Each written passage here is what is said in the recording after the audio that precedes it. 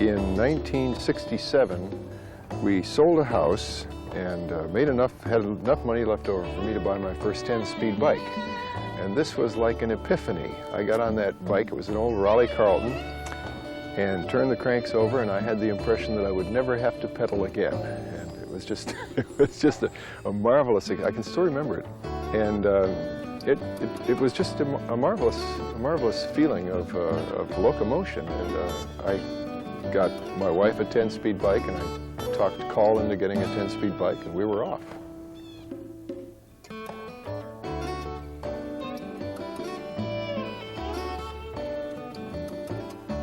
We rode, our first really long ride was to Ames and back. And then later, I think it was that same summer, we rode to Iowa City, which was 120 some miles. And that was when the seed of what later became Ragbrai was planted. We started talking in terms of, well, maybe we could actually go across the whole state. And it took a couple summers, but then we did that the first time in 1973.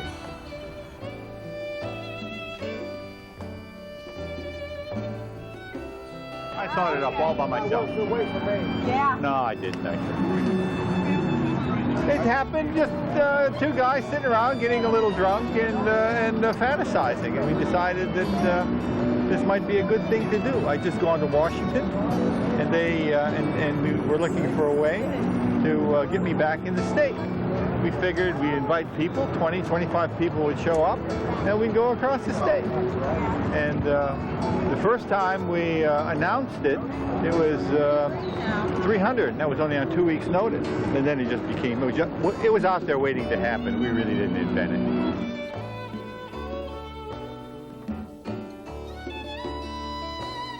it. Originally, it was just going to be Call by himself.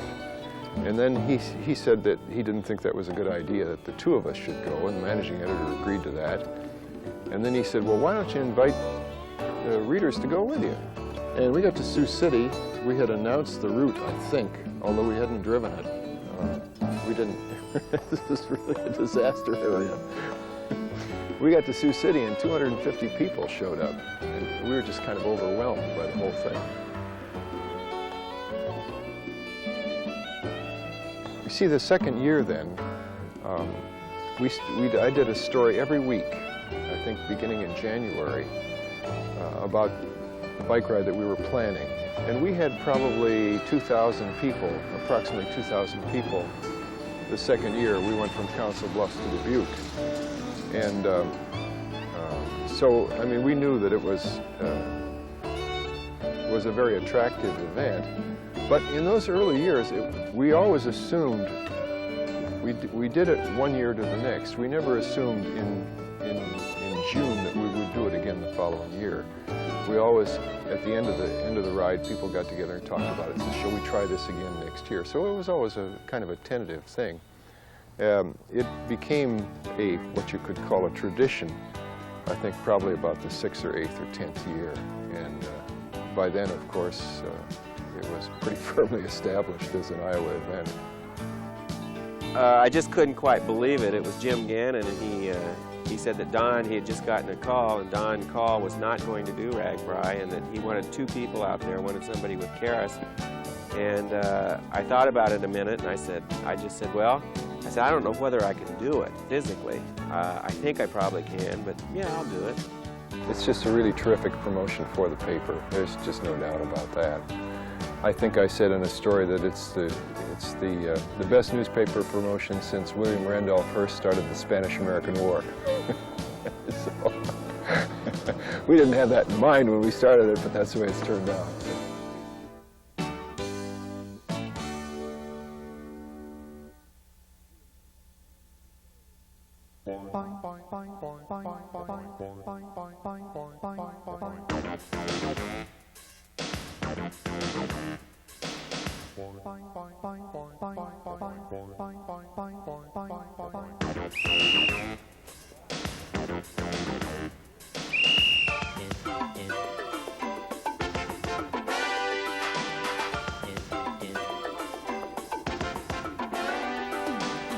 She's a virgin Ragbrai. Yeah, we're going to show her the ropes.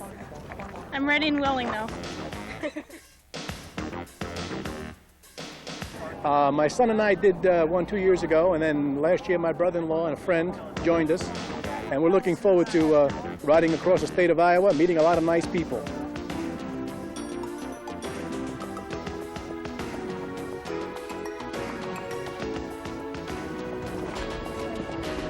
Hi, these gentlemen are helping me find lost and found. Well, I think it's really exciting. This is our 4th time that we've had Ragbrai to Glenwood. And just to see this amount of people to come in, to see the citizens of Glenwood to unite together and to greet you people, we just love having you here. Well, I've done 14 and this is the 15th. And just looking for the fun of meeting people, the interesting places we stop. You know, the places you have lunch and dinner and the little stands and the people in the towns, they're just great.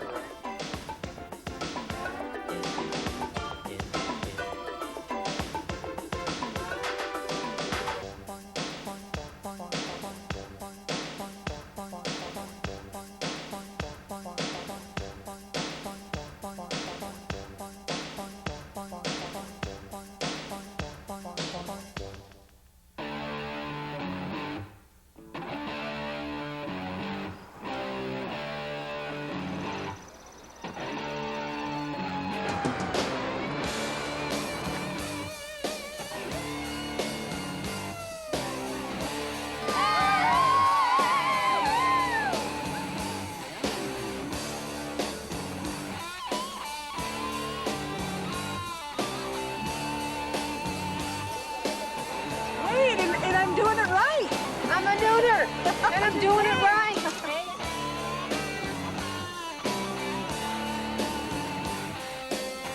It's beautiful, beautiful. I've done this the 4th time now. It's been great every time.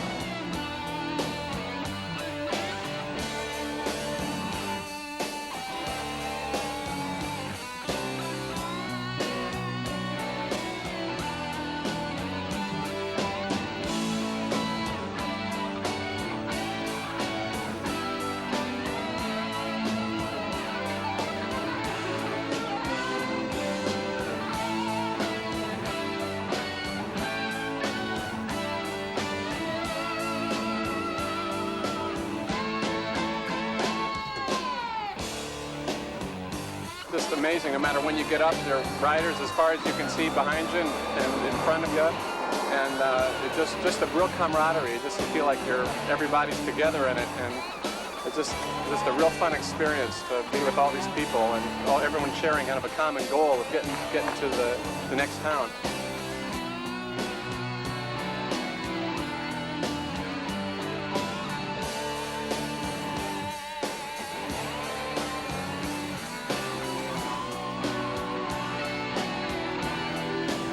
I said I didn't know there were that many bicycles in the world. What have I seen? Something I've never seen before.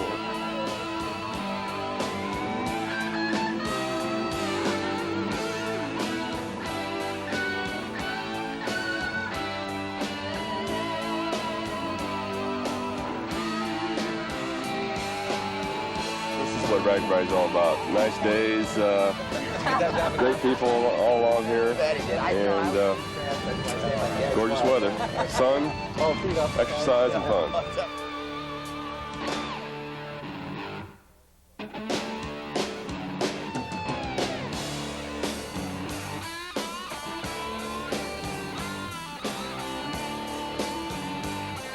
I never heard anything except from my dad's partner. That's about it.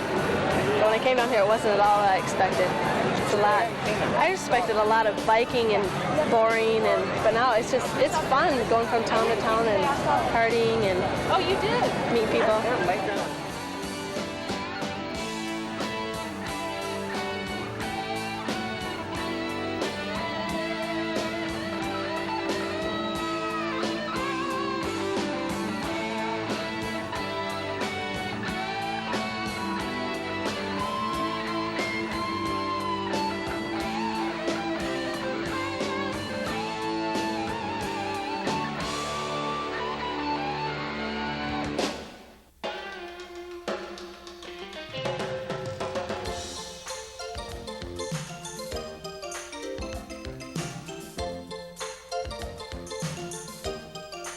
Shenandoah started kind of the tradition, you know, until 1984 in Shenandoah, Sunday night was always a pretty quiet night on Ragbrai, and Shenandoah kind of threw the first big Sunday night party with the rock band. In fact, it was the same rock band that was there again this time, High Heel and the Sneakers, and came back again, you know, from that '84 time, and it was a good party.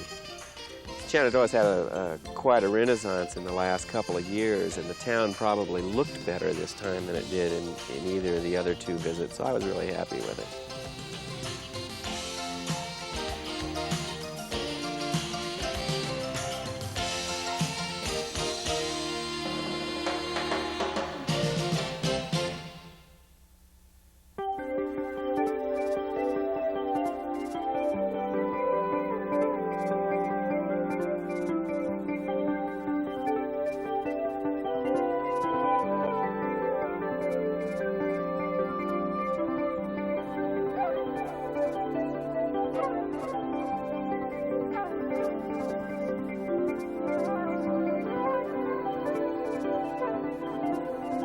Well, they talk about southern hospitality down in Texas, but if you come up here, it totally blows it away. It's fantastic. People are so nice. Last night we camped out in one person's yard, and the next night, and the same night, another woman let us take showers, and the other woman said there's a tornado. We get her basement. So go ahead and talk. Come here. Go ahead, Don. What's the story? Okay. He asks the questions, I answer. We have a song. Ask him a question. Ask him a question.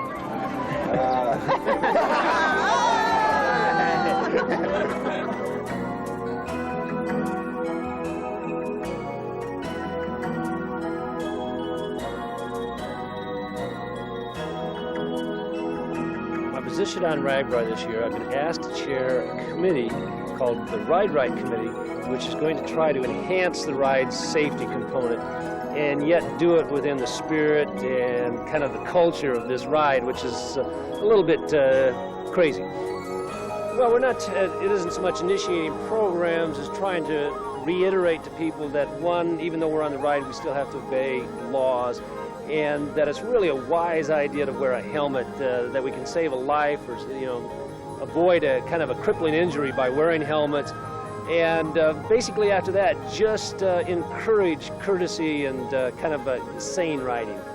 Basically, we're just going to reinforce the positive, because Ragbrai has always been a sane, fun affair, and there's always been a lot of people that do things right. So basically, we're just going to say, well, listen, we like that, we reinforce it. So they're going to be getting free gifts, free cameras from Kodak, free posters donated and signed by Greg LeMond, a helmet donated by Greg LeMond. I mean, we're going to try to point out to people that they should wear helmets. We're going to try to point out to people that with 10,000 people on the road riding, we got to kind of work together. And it's not the place to draft or to race, or basically it's a real good time to communicate. And what the committee is going to try to communicate is that we appreciate people doing those things. And we're going to express that and communicate that by basically pat them on the back, give them a sticker, give them a free certificate for something, give them a gift, and say thanks for riding right.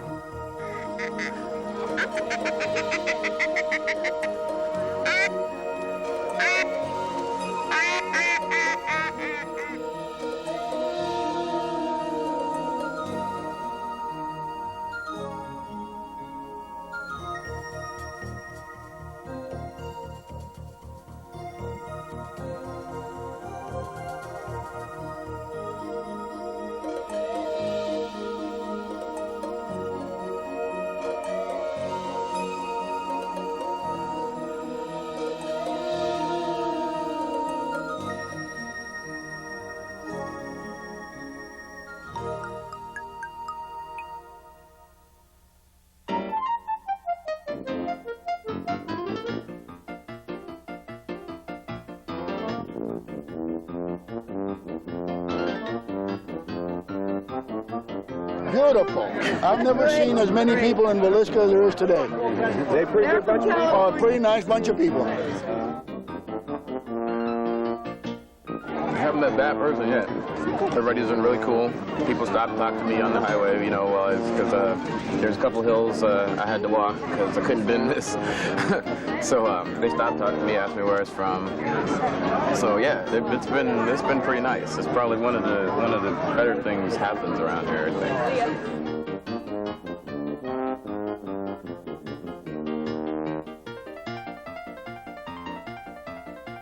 It's been great. It's been a little hilly today. Well, it's my first Ragbrai. He's talking to me. Oh, okay. It has been a party in time.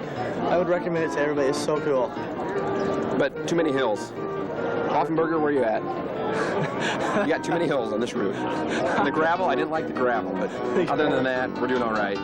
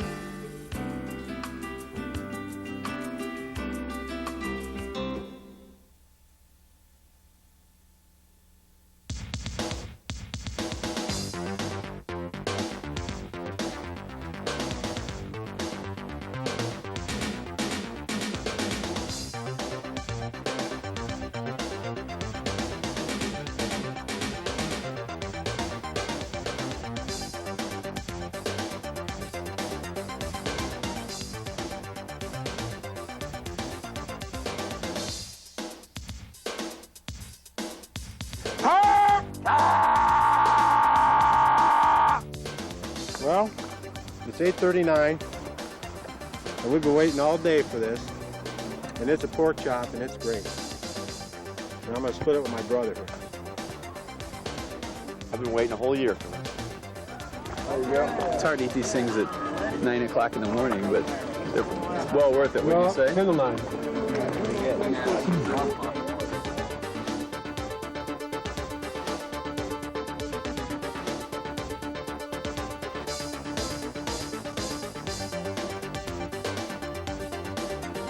Hi, folks.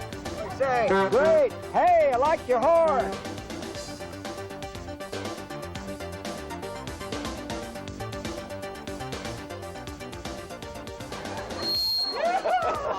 Hi, welcome everybody here. I got a 1941 Schwinn. Schwinn LaSalle. Found it in the corn crib. Went down to rust. All the rust off and brought her back out where it is.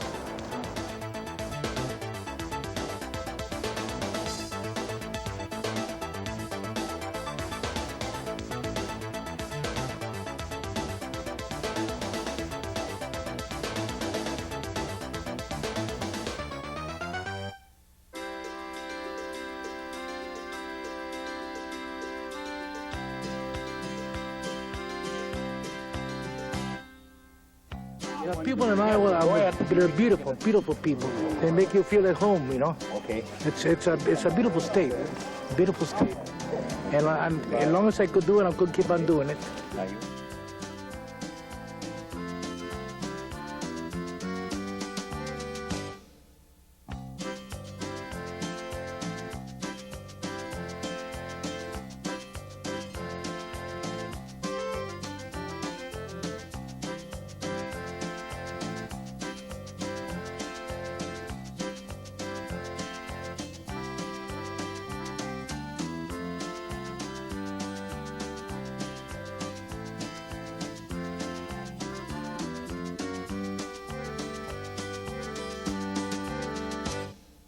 This is part of the Schwinn History Center collection.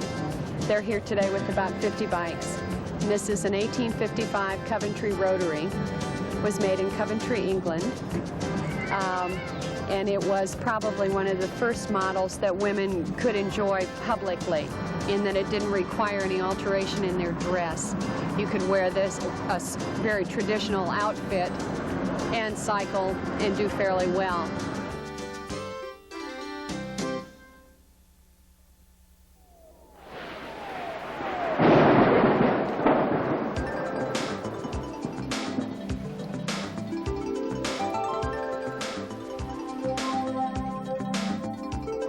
I rode through Iowa a couple of years ago, but not through Ragbrai. I was just on a ride by myself. And a couple of people told me about it. In fact, one guy, I was eating breakfast one morning, and 4 times he came back to tell me I had to come on Ragbrai. So I kind of expected it to be a little bit like this, but maybe not quite so nice and quite so friendly.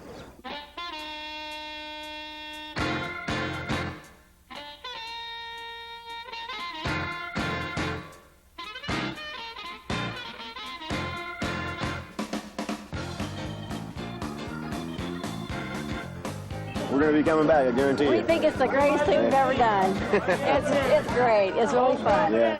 It's a great event.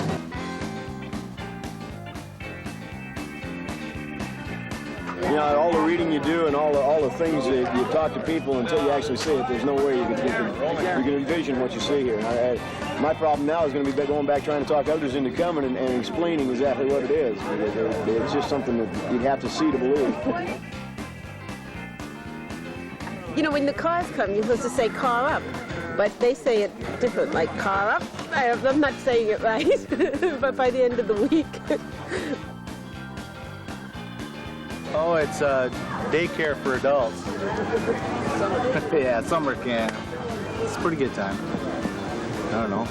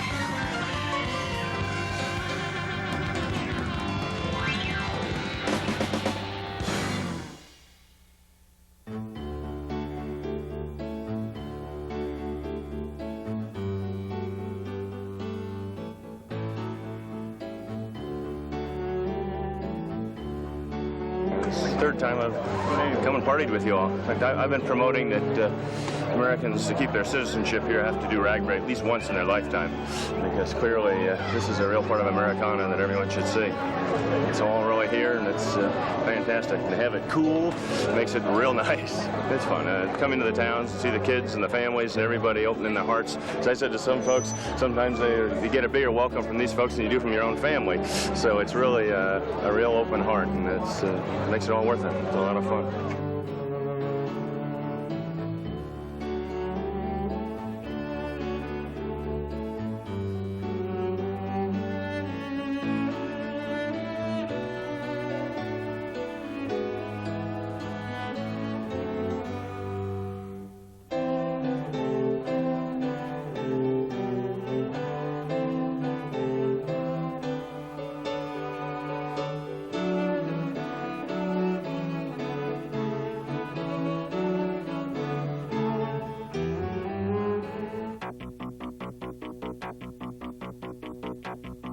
We're at the National Sprint Car Hall of Fame Museum in Knoxville, Iowa, which is known as the Sprint Car Capital of the World.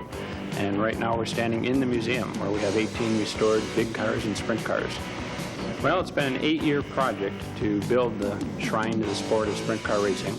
We're preserving the past by promoting the future, and early indications are that people are really impressed with what we have. It's bigger than what they thought it would be. A lot of them didn't know the difference between a sprint car and a vacuum cleaner, and I think when they leave here they'll have a little better idea of what sprint car racing is all about. The top 2 floors, the 3rd and 4th floors, are the Marion County Fair Tower. We've got 20 VIP suites overlooking Knoxville Raceway. Well, we're just real appreciative of Ragbrai coming to Knoxville 2 years in a row, last year for an overnight stop and this year on a day stop. We have a Ragbrai brick in our brick at a time wall in the lobby, so we sure hope that Ragbrai comes back in future years.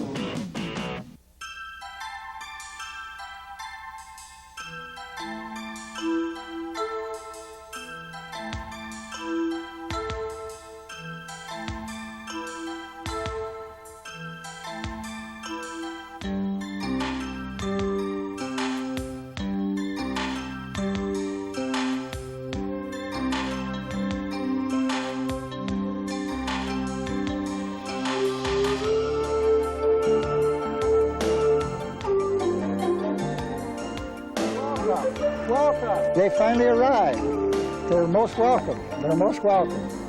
It looks like they're enjoying themselves, and so am I. We've got a lot of things planned in Oskaloosa. There's a whole schedule uptown that as soon as they hit the city square, they'll be very pleased. Hi.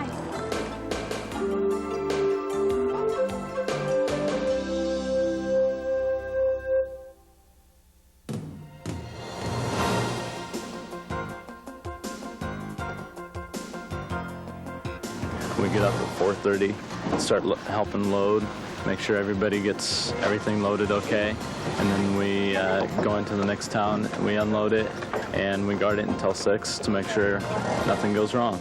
Some people you can say hi, good morning to, and they'll sit there and they won't say much, where other people are like, good morning, and they're like, oh, good morning, how are you? And they're really energetic, and I don't know how they do that at 4:30 in the morning.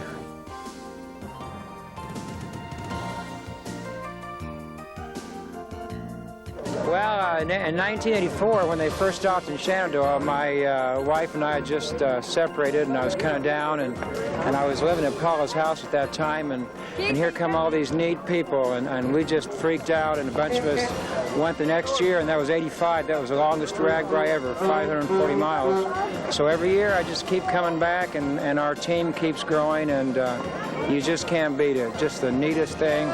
To me, it's a week where I can be a 10-year-old boy again.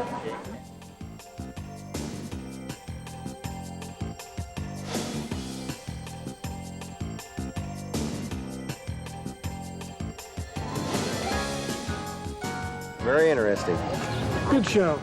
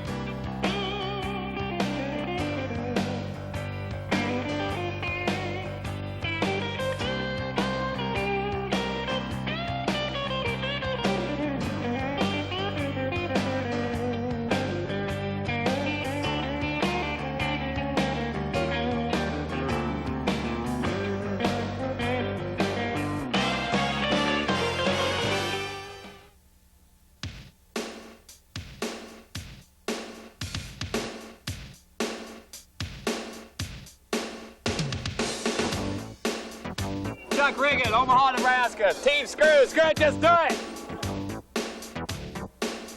I'm really excited about it. Everybody just bent over backwards to make it a safer ride. The towns just outdid themselves. You know, we got over 10,000 volunteers, and that's something, you know, to have that many people work on one project a year. It just absolutely delighted me. I was ecstatic when everything was finished and done.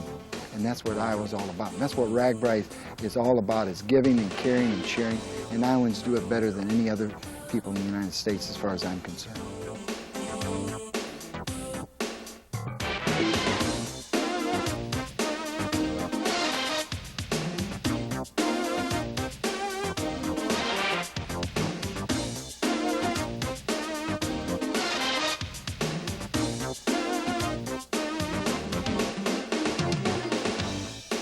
Well, we're basically out here to make it as comfortable for everybody that's riding along. You know, we have a support vehicle. We fix broken down bikes.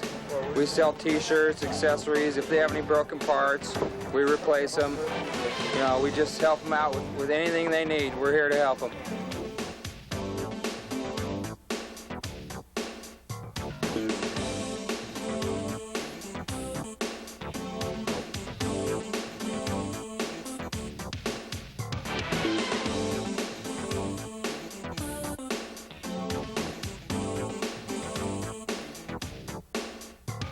This is a rather special time for me. This is the end of 20 of these things. We're closing out 20, and hardly any of us expected to have more than one. And I want to tell you, without us, you guys wouldn't be here. And without all of you, we wouldn't be here. And I think we all ought to give ourselves a great big hand, because we deserve it.